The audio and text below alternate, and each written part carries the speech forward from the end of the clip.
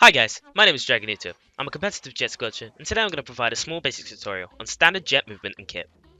Before I begin, if you want some more in-depth analysis, I can direct you to a video by a friend of mine called Bronze.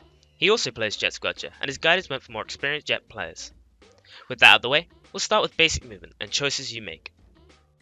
A big mistake most beginner Jet Squelchers make is jumping all the time to either markedly increase aim or make themselves a harder target. I repeat, don't do this. It won't help your aim with the jet, a weapon that's biggest draw is its accuracy at long range. It will completely ruin that aspect of your weapon for a most of the time useless tactic. Instead, swim strafe and walking back and forth to make yourself a harder target for snipers and other weapons like Squeezer or Umbrella is a smarter decision and will help you out in the long run. My next tip is to never forget you have either a burst bomb or a disruptor. Both of these can give you a massive advantage in a close quarters fight where an enemy would typically outperform you in time to kill and movement. If approached by a strong short-range weapon, throwing down a couple burst bombs or a disruptor, depending on the jet switcher you're using, can provide exactly the distraction or damage you need to take out potential threats. As a jet squelcher, you'll quite often be using a positioning method I like to call perching. Perching or nesting is when you take up a couple spots on the map where you can survey your surroundings and rain down holy justice upon those below you. However, when using the perching method, you want to have multiple spots to move in between, as shorter range weapons and flanking type players will attempt to come up behind you.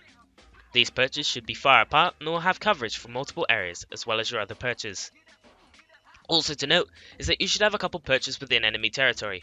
These perches are much more dangerous, but when you're pushing the tower, Rainmaker, or carrying a ball and clan blitz, you can't stay far behind everyone and you have to push up with them. Where you play the Jet Squelcher can heavily affect the perches that you choose from. If you prefer to support your teammates closer to the fight, taking up perches closer to them will be your given move. This is seen more with the custom Jet Squelcher. However, the longer range player will typically sit a bit further back from the fight and keep the map painted whilst also supporting with the use of disruptors or burst bombs, as well as the occasional Stingray or Tenta missiles. This is preferred by standard Jet Squelcher players. When it comes to close quarters fights, the Jet Squelcher is often seen as useless. This is very wrong. Whilst I don't encourage fighting at the front lines with the jet, it does have slaying potential. This potential should be spent on protecting yourself. When confronted with a short-range Slayer style weapon, a quick and easy combo to remember for the custom Jet Squelcher that will protect you a lot of the time is throwing 2 burst bombs at your feet and shooting 2 pellets into the enemy. This can take out even the most skilled of opponents.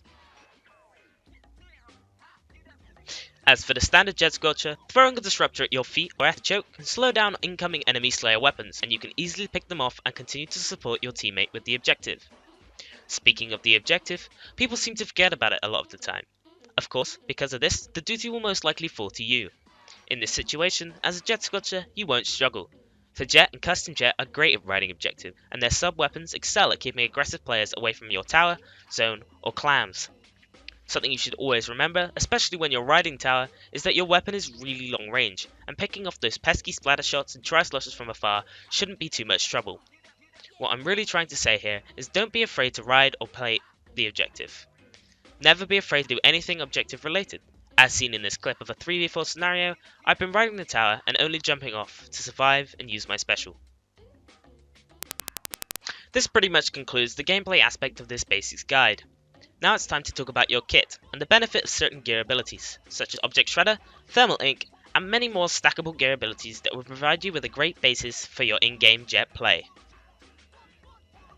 With the Jet Squelcher, a key component to your success with the weapon can be attributed to gear. As a weapon, the Jet Squelcher can benefit from a plethora of different gear abilities. If you like to play this weapon aggressively and in the closer position, you'll most likely want to be using Swim Speed, Ink Recovery Up, and Sub Saver for your basic gear abilities. And if you're playing further back, like the long range jet style, you might want to be using Sub Power Up, Special Charge Up, and Special Saver, so you can provide constant support with your sub weapons at a longer range, and have your special available to support your team more often.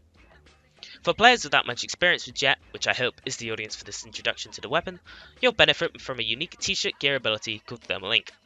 Thermal Ink will highlight the outline of an enemy player if you've hit them with your main weapon. This is very useful to beginner players, like yourself, who don't have much experience tracking enemies using sound and prediction through walls. I'd recommend donning this gear as to help improve your tracking skills, only taking off this trainer gear when you feel you've had enough practice to accurately track enemies without much trouble. Another useful gear ability for pretty much any support jet player is the unique shoe gear ability called Object Shredder. Object Shredder does exactly what it says on the tin. It rips through objects such as the Rainmaker shield, ink armor, splash walls, and sprinklers with ease. Whilst the jet can one-shot ink armor in most cases, a fall-off can fail to penetrate the armor, and at the jet's max range, this is where Object Shredder comes in, as it supplies the necessary multiplier to complete the 30 damage needed to shred the armor. Whilst I could go on for hours about how good the jet is and how much it's been overlooked, I should really stop here.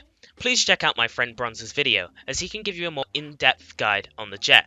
I'm only here to provide the basics. This has been Dragonuto, and thank you very much for watching.